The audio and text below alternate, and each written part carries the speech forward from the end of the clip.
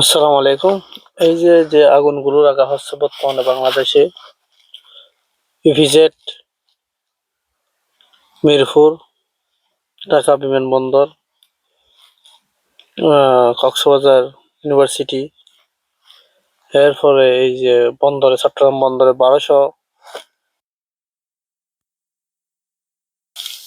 সামান নিয়ে জাহাজ ডুবে যাওয়া, একের পর এক ঘটনা। এগুলো কোনো প্রাকৃতিক নিয়ম নয়, এগুলো মানুষের দ্বারা গঠিত ঘটনা।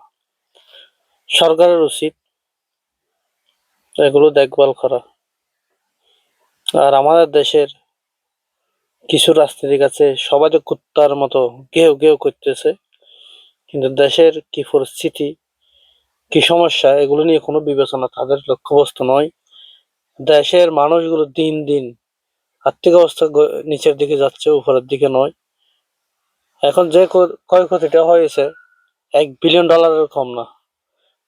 তাহলে আমাদের দেশের রিজার্ভ আছে $32 বিলিয়ন।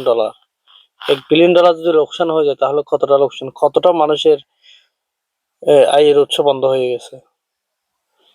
সেই জন্য এই ইন্টারিম সরকারের উচিত যত দূর সম্ভব নির্বাচন দিয়ে সরকার গঠন করা, তাহলে দেশের একটা গতি হবে।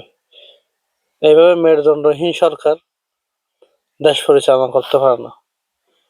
এই মেরুদণ্ডহীন সরকার দেশ পরিচালনা করতে গেলে একের পর এক সমস্যা, একের পর এক সমস্যা সৃষ্টি হবে, কারণ এদের মেরুদণ্ড সোজা নেই।